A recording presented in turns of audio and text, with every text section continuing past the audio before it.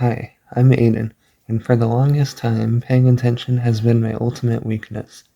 If I had a penny for every time I said what in response to someone talking, I'd probably have enough copper to recreate the Statue of Liberty. It's a lot harder for me to focus than it is for other people, especially for long periods of time. This is because of a brain disorder I have called ADHD.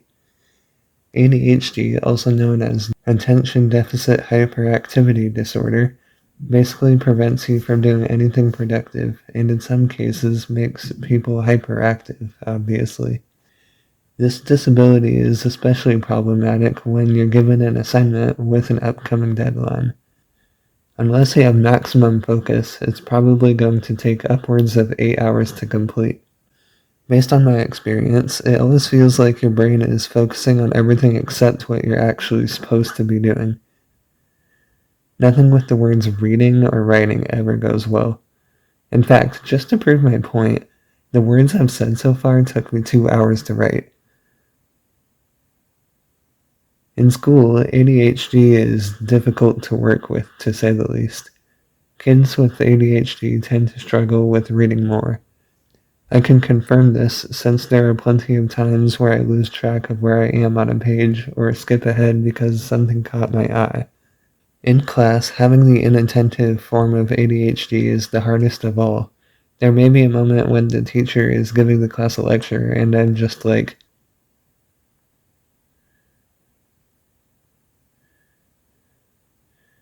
and then the class is like, yep, I understand. What the heck? Alright, now get to it. Hey, can you help me with something? Sure, what do you need help with? Were you listening at all? And that's why ADHD is especially difficult in school, where you're expected to be listening and writing at nearly all times.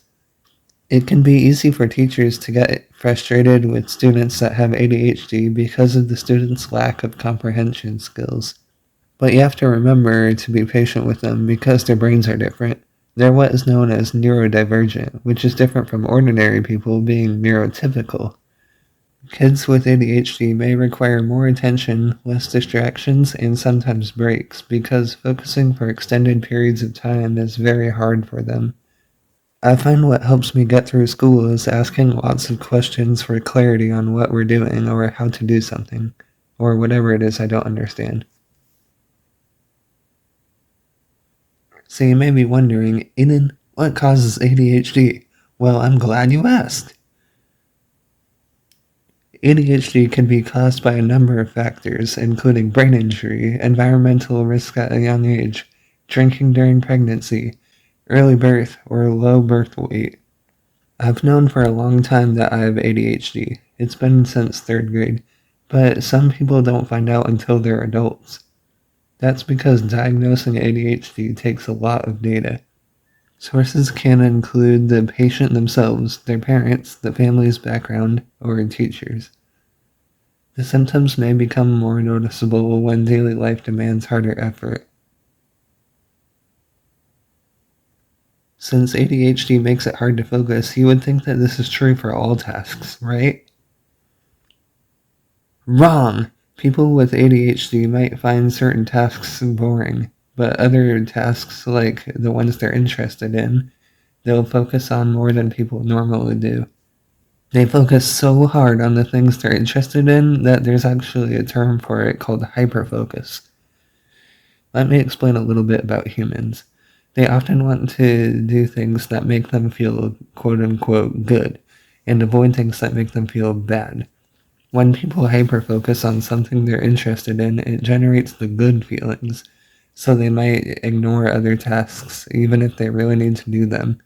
This is essentially what hyperfocus is, being so absorbed in one thing that you can block out all others. Despite having passions of my own that I focus on a lot, I still have trouble finishing projects related to them. Why? It's because new projects constantly come in to replace them.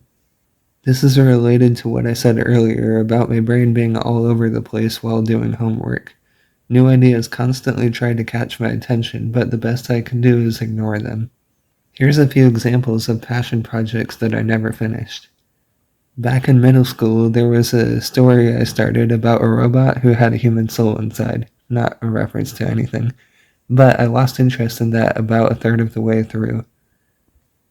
I was going to remaster some stories I made when I was younger, but I stopped after I made the cover.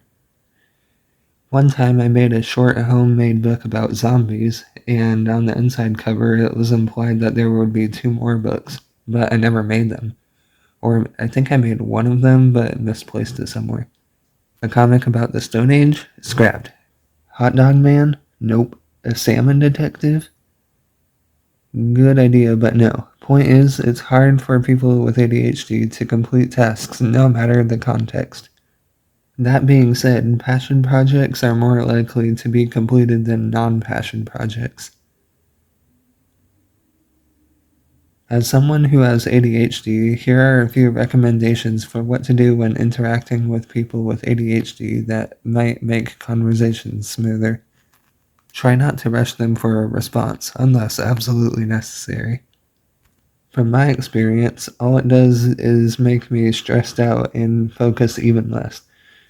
Also, again, please be patient. It may take them an unusually long time to comprehend dialogue, so make sure you pause for a moment before continuing. These concepts apply whether you're a teacher, a parent, a friend, or anyone else.